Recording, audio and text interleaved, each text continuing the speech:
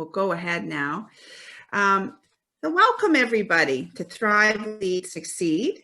I'm your host, Sandy Hokanson, executive coach and owner of Sound Leadership. Today we're going to be talking about driving sales leadership, one of my favorite topics during unprecedented times. And we've got a fabulous guest with us today, Andrea Sugden, who I'm going to introduce to you in just a minute.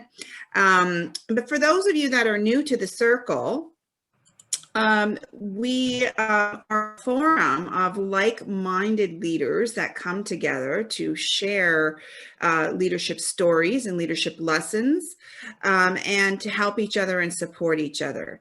There are a variety of industries that are represented on this call, and we do have a global audience as well, which when they can join us, which is fabulous. If you want to look at some previous sessions that you may have missed, you can find them on my website at soundleadership.ca/resources. And if you're interested in catching last month's session, we had a fantastic discussion with Dr. Vince Molinaro on the importance of leadership accountability. And you can find that either again on my website or on the YouTube channel. So now I would really like to introduce you to Andrea. And Andrea and I have known each other for, I was trying to figure out how long it's been, Andrea, but it's probably close to 2 decades that we've known each other. And we've worked together actually before, so I can attest firsthand to her leadership credibility. She's a consummate professional. She's an expert in her field, and she has the ability to think and lead from a big picture point of view. She's a C-level executive with a background in sales, operations, and strategy as well. So I'm thrilled that she's been able to join us today, and I'm looking forward to our exciting discussion on driving sales leadership. So welcome, Andrea, to the circle. Thanks, Sandy. Great to see you. So let's dive right into our topic today. And what I want to talk about is kind of a big picture view of this. So what is the strategic value for leaders to drive sales? Yeah, I think the number one thing, Sandy, and you know, I've seen various phases of this throughout my career, is just ultimately staying engaged in the process, right? I think we as leaders, not just over sales, but over, you know, a multitude of business operations. It's easy as we get more experienced and tenured in our roles, and we have a tenured, seasoned team underneath us, you know, to kind of go on autopilot and just assume that the team's got the ball and they're running down the field and they're going to take it across the finish line. But the reality of it is, we really have to continue to guide and focus them as a team. Even the best salespeople can go awry at times and maybe you know, not present the best solution or not present the best price because they're getting pressured to close a deal. And so I think that's where we really need to remain engaged as leaders and guide them and stay focused on their opportunities with them. I would say second to that would be understanding the market conditions. I really think that's a key piece of our roles as leaders and sales leaders, is to understand the demands in the market and really give that strategic direction to the teams. And know your competition, I think, is a key part of knowing the market, right? So understand what your competitors are out there saying and doing and delivering, so that you can be the best competitor in those situations. Mm-hmm. Yeah, I like that you've tied that to the overall market and the competition, and you're so right. That is really, you know, strategic for all leaders to really understand the marketplace they're operating in and some of the changes that are going on. And if they don't keep their hand on the sales process or stay involved in a leadership role in that, they can lose grasp of what their clients need or what their competitors are doing to offer their clientele. So excellent. Totally agree. Absolutely.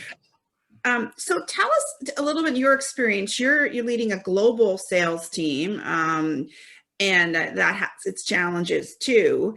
But tell us a little bit about how hard it has been in 2020 to stay on track with driving sales. Yeah, I think the client and prospect expectations have just changed so much. You know, we've all heard the term, you know, faster, better, cheaper. I think that's been multiplied this year. The expectation now, because we are predominantly working remote, is that we respond even faster. You know, so, you know, 24 to 48 hours is now, you know, 6 hours for turnaround times and response times. Of course, everybody's always looking for things to be done better.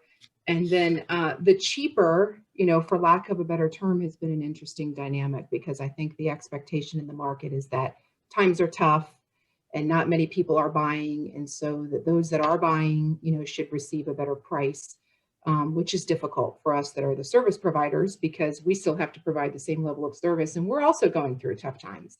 And so the last thing that we can afford to do is, you know, cut our prices to the point where we, you know, cannot make a good return and make the investments in our company to provide the service. So that's been that's always been a demand, I think, in sales, but it's been multiplied this year. I would say the virtual aspect of it, I think it's an obvious statement, but it really has changed the dynamic of the sales process, of the customer's expectations. And I would say, you know, even from the standpoint of how tech savvy we are, right? So I found for me personally, we're on Zoom here today. Everything's being done virtual, but there's a multitude of virtual platforms that companies use, right? Some use Teams, some use Skype, webinars, WebEx. And so we've had to be super flexible on that. Our company's preferred technology is Zoom, but we learned really quickly on that, hey, the client can't work in Zoom for security reasons.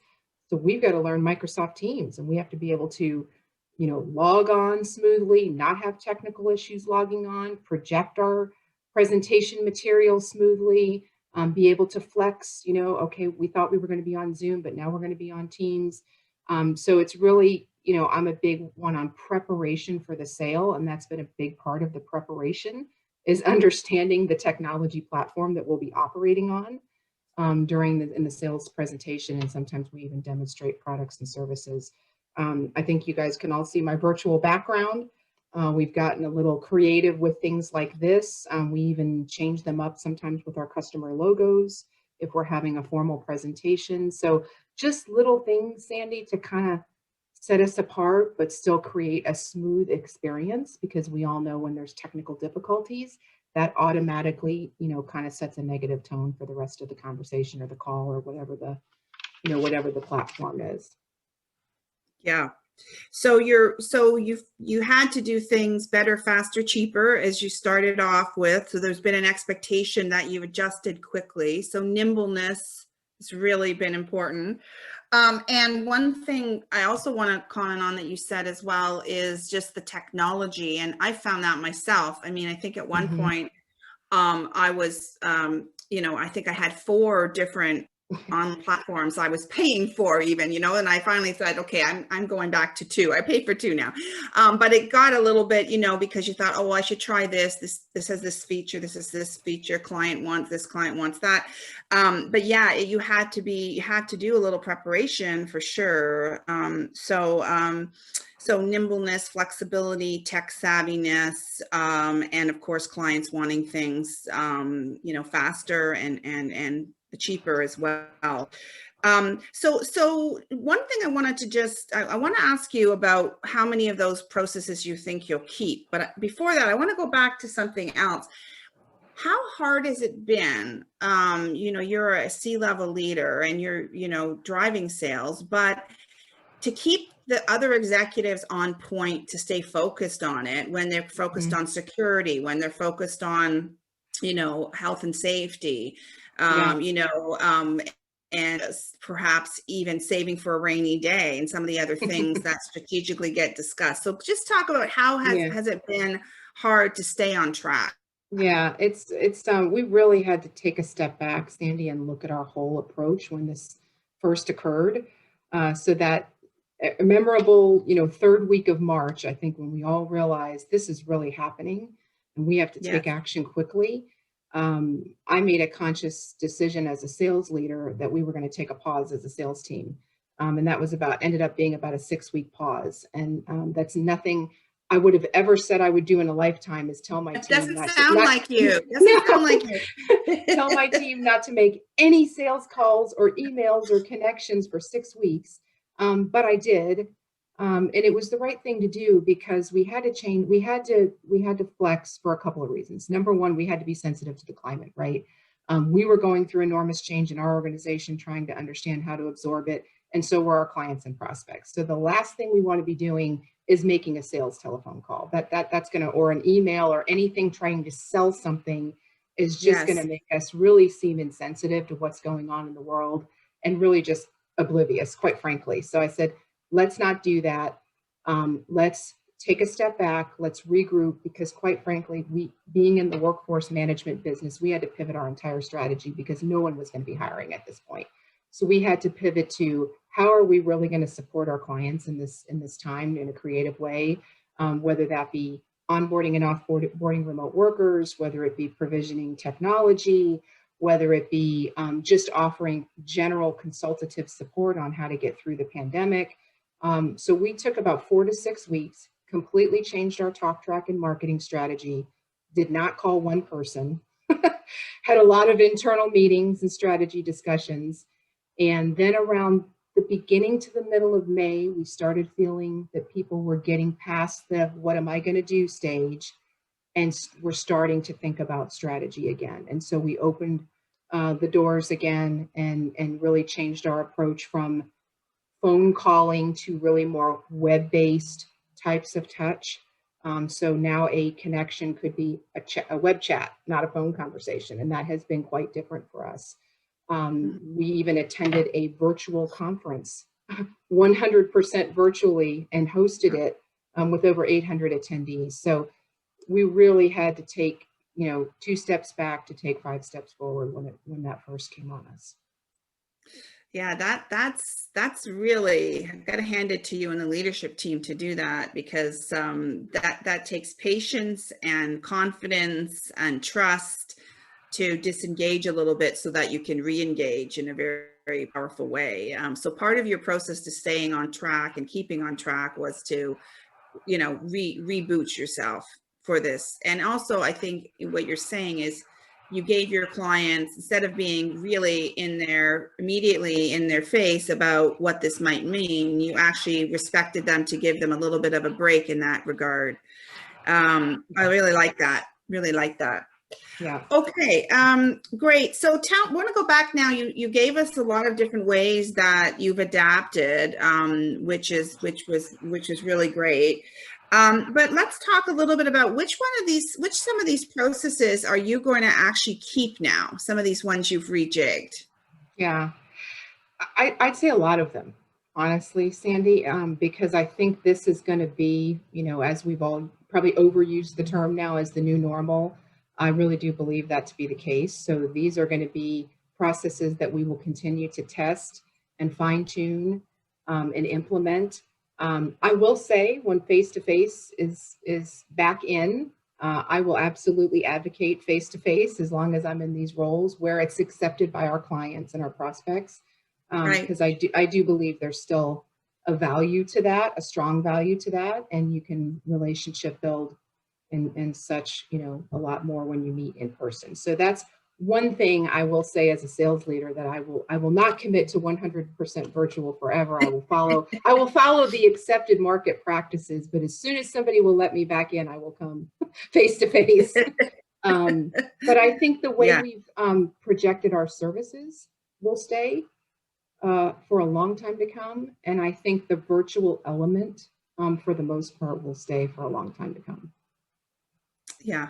Okay. Good point. And for sure, I mean, it's been very interesting when I've been coaching leaders this year for people that are very extroverted and lead through people and are used to travel and used to, seeing a lot of their teams and clients. It has been a very, very challenging time. It's a little easier for the more introverted folks among us that are seeing this as an opportunity to maybe have a little bit more energy. So Definitely. I really hear you. The other thing, and I think we talked about this a few weeks ago, was just all of those kind of sidebar questions that go on, and sidebar conversations that go on when you're face to face, right? I think you were Yeah, sharing with yeah, me, when you're in the middle yeah. of a sales presentation and then you're getting feedback from someone on a break, right? That's right. Yeah, that's the Yeah. element you do lose with the virtual, and so that's the piece I'll be excited to accept back with open arms, because I think there's, you have different dynamics when you're selling virtually. Some people are on camera, some are not. I even had an incident where we were doing a negotiation, on Zoom, and someone on our side, nodded their head, and the other side said, "Okay, I'm taking that as you accept the terms." And we said, "Oh, no, no, no, no, no, that's not what we meant." So I think you can just get a better feel, again, to your point, of body language, sidebar conversations, and things like that when you're in person, and you do lose Yes. that, when you're on Yes. camera or on the phone. For sure. So let's talk about more of the measuring. How have you had to change the way that you've measured sales activity, and or have you? And is it harder or just different? Yeah, I would say it's just different. It's not harder, it's still the same practices. I think the phone calling has diminished greatly, just because people are not sitting in offices, which means they're on their cell phone, or they have their office phone forwarded to their cell phone, and they're not picking up numbers that they don't recognize, or they don't have an assistant picking up the phone on their behalf. And so those tactics that we relied on to get an appointment with a senior executive to have a sales conversation are very different now. So we have shifted.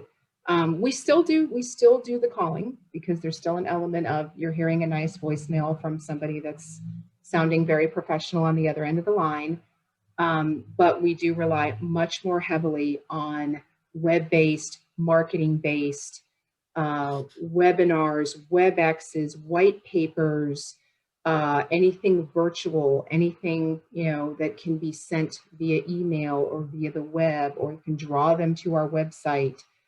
It has become the norm of the activity. And then really, just as always, measuring the outcomes, right? So, I think of my old ratios of, oh, if I make this many calls, I'm going to get one appointment, and then I'm going to get a sale, and then I'm going to get revenue. That whole measurement has changed, right? So how many times we have to reach out, and because the medium is much more visual now versus audio, so the number of times we have to reach out and give them a visual feeling for our company and what we're doing, is much different than reaching out and making a personal phone call. Okay, very, very good. And so the actual types of activities you're measuring have changed. Yes. So you're just measuring different things that go into making the sale, and probably shifting a little more focus to the outcome. Yes. So that's important to think about as well. So one thing that I just thought about was the celebration. Salespeople love to be, and this is where leaders come in, even leaders that are, leading in an operational role or functional role. They still may have been involved in celebrating a big win and showing some leadership around that. So how do you celebrate a big win when you can't really get to the team? Virtual happy hour, Sandy. Love that. Yes, of Yeah. course. But no, Okay. in all seriousness, I think we all know, the more engaged you are as a leader, the more engaged and successful your team is, and the more productivity you have on the team. So I have always relied just as heavily on face-to-face, in-person engagement with my team as I have with my clients. And so that has always been a regular part of my routine. And I would, even with a virtual team, I would see them on a very regular basis, which is much different now. So we have worked a lot to continue a very regular cadence of not only team calls, but one-to-one individual calls. And then, of course, last but not least is the celebration aspect of it, right? So we Yeah. do have the 5:30, 6 o'clock, and sometimes it's hard with a global team, but 5:30, 6 o'clock Yes. p.m. Zooms where we might be toasting a glass of wine or sparkling water or whatever your flavor is. But we do that quite frequently, and we have a high level of interaction on the team. I am working in an environment where the majority of my team is used to working remote, so that aspect is not so new, because a lot of times in the enterprise sales roles, you are remote, and geography based. So we've just accepted the best practices that we've always used over the years and enhanced them even more. Okay, good. Sounds good. So what opportunities have come out for sales leadership in particular have kind of arisen in 2020 through everything we've gone through? Yeah, I think it's, being an industry leader, and I know we're all in different industries, but it's just become more and more, I spoke about this a little bit earlier, important to really be at the top of your industry and knowing what being the first to the mat with some of these ideas, because you can see where this virtual has just taken off and everybody's going a different angle with it and everybody has a different solution for it. And so you really have to be first out there to say, we were the pioneers in this, and building the best practice and being, the industry leader in your particular industry. And then I would say, just showing flexibility, right? I mean, I can't say that enough, just not only in what we're delivering as our business product, but also in our personal lives, and just, how we manage our teams, and understanding that people are sitting at home with more distractions and do have multiple things going on right now with, potentially kids at home or another spouse, at home sitting right next to you, working side by side virtually as well. And so that's different for those of us that have been in leadership for a while. That's a different dynamic that we have to, continue to be more flexible with. Mm-hmm. Have you had a situation this year where you've actually gone into a new market or offered a new service that you haven't before? We have, yes. Yeah. And is that something that you're going to continue to do? Is it a robust area for you or has potential? Yeah, I think we're, it's more that it'll be, part of our overall offering moving forward. One of the things we had to do, Sandy, when we made that pivot was start to think about, what we're selling right now are not necessarily going to be the big money makers for us, but they're going to be the attention grabbers, and they're going to be putting us in that industry leader position, which is going to position us better 6, 12, 18 months from now, to be considered for, the larger revenue deals. So we're sort of looking at it from that approach, that these might be pieces of a solution that we didn't sell separately before, but now we are. And again, not big dollar items, but very important to our clients and something that will set us apart. So as we evolve, of course, we want to go back to selling our whole enterprise packages, but those offerings will be, part of that package moving forward. Excellent, excellent. Yeah, it's been an interesting year, and because of what I do and talking to so many different leaders and coaching different leaders from different industries, some leaders have been, this situation has put them in a situation where they have been more timid, and wanting it to get kind of back to normal. And other leaders have embraced it and kind of just jumped right off the cliff and gone into all new kind of service lines and different types of service or product offerings that they never even thought of. So I think that the more leaders can see these types of dramatic changes as a way to disrupt themselves and disrupt their business, the better, right? So I just wondered, it sounds like you've done that. And I loved how you said attention grabbers, right? And to get them engaged. And so some of these smaller offerings or smaller components can kind of lead to something big down the road, right? Yes. Yeah. Excellent. Excellent. Okay. I want to kind of just go out there and just see if there's some questions. I'm just going to check the chat here and see if there's some questions that have come in.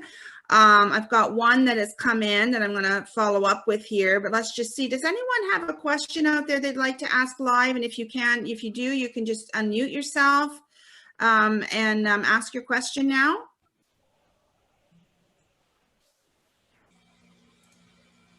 Hey there. Hey. Andrea, I was curious. I was curious about that 800 person virtual conference, and Yes. I've attended a couple of them, but the networking pieces I have not. And I just wondered, did you get people to engage in that? And what are the tricks if you are trying to get people like me who just go to the forums and not to those breakouts? Yeah, it's a great question. It was actually the Contingent Workforce Summit, Tyra, so you might be familiar. We did CWS. I've done it a bunch of years, and it was completely 100. It's the biggest industry show that we do in workforce management, and it was completely 100% virtual. So you did have the attendee portion where you just attended the general sessions, and that was normal. But then we actually had a virtual booth. There was a virtual networking lounge. So it was set up as though you were there in real time, but everything was virtual. So I will say it was hard to get people to engage because there's flexibility being at home. You can come on and off as you want. When you're in person, you're there and you're attending, and you can walk up and grab somebody and say, "Hi, I want to introduce myself." So that was a little bit challenging, but the good part was we did have a little bit of the big brother effect where we could actually see what everybody was doing. So it helped with our follow-up, because then we were able to say, "Hey, we saw that you came by our booth.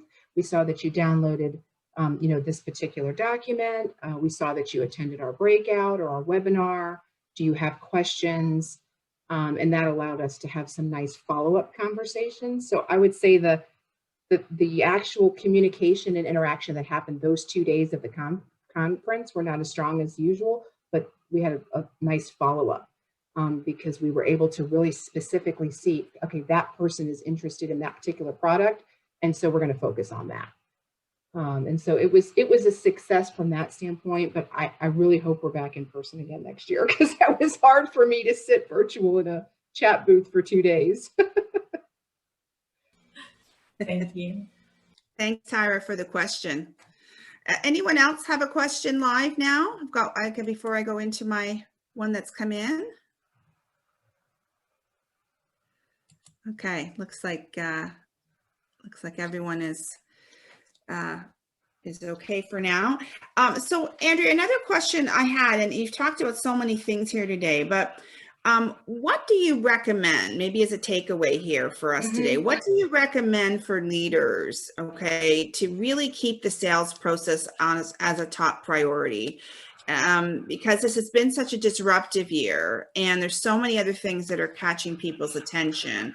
And there might be a tendency for people to think, we'll get back prospecting, in 6-8 months, or we'll, or I don't need to oversee sales right now because I'll just trust my team because I've got so many other priorities just keeping us afloat, or whatever it is. Yeah. So tell us what you recommend for leaders as takeaways here to say. Yeah, I think you heard me say earlier we took a 6-week pause, which seems like a long time, but really in the grand scheme of how long this has gone on now, it's not that long.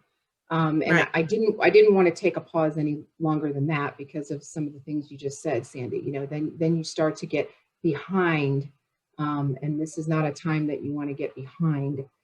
So just kind of expanding on my first point we talked about of just staying engaged as a sales leader, I would take it to a more granular level and just say, even, keeping your pipeline, in general, whatever your pipeline may be for your industry, whether it's growing existing clients or trying to bring on new clients, just part of your personal activity in some form or fashion as a leader. So not to say that you personally have to be the one making the calls, but just that you're looking for the next opportunity always, and keeping that in mind. And even if it's not next week or next month, it's down the line, because this thing can, even though it feels like we're going in slow motion, in many ways we're moving very quickly and evolving very quickly into different ways of doing things. And so I think if we as business leaders don't stay in on that, we're going to get behind very quickly. And that goes hand in hand with just the market dynamics. They're changing so rapidly. It's things we even talked about at the beginning of the pandemic. We're talking about them totally different now, because we're realizing that, okay, that was important for the first couple months, but now we're on to a second part of this journey. And so we've had to, continually tweak our process and our approach. So I would just say, just that personal commitment to the pipeline, whatever that might be for your particular industry and the next opportunity. Yeah, very good way to wrap up. Wrapping up with the pipeline is always a good tip for all of us today, and keeping your hand on that and making sure that you understand what's coming to be better prepared. So thank you so much, Andrea, for your time today. It's been a pleasure chatting with you about this and all of the different ways that you've adapted, and what your clients have expected, and what you're going to keep out of the process. It's been really interesting to hear that. So thank you so much for sharing your time and expertise with us today. It's been great having you here. Absolutely. Thanks for inviting me. Thank you so much. So just a couple more things. I love just sharing a little reflection with everyone after. So maybe if you want to take some time, the leaders on the phone, and just think about, how would you rate your level of sales leadership this year on a scale of 1 to 10? Is there some unleft room there that you can lean into? So think about that a little bit. And how do you personally demonstrate your accountability to the sales process as a leader? Are you hands-on? Are you all in? Or is it kind of, you get a monthly update? And think about as well some of the things that Andrea shared around what teams need this year and how they've had to adapt, and how they've had to get tech savvy. Are you giving your sales team what they need to succeed in this new environment? And are there any other areas that you could step up in yourself and take some more accountability to drive sales leadership? So I'll leave you with that.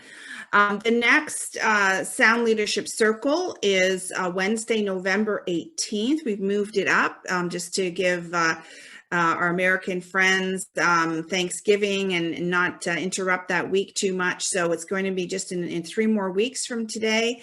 And we've got a phenomenal leader, Dr. Jennifer Decker, on creating a global network. And she is actually working in Germany at the present time on an international opportunity.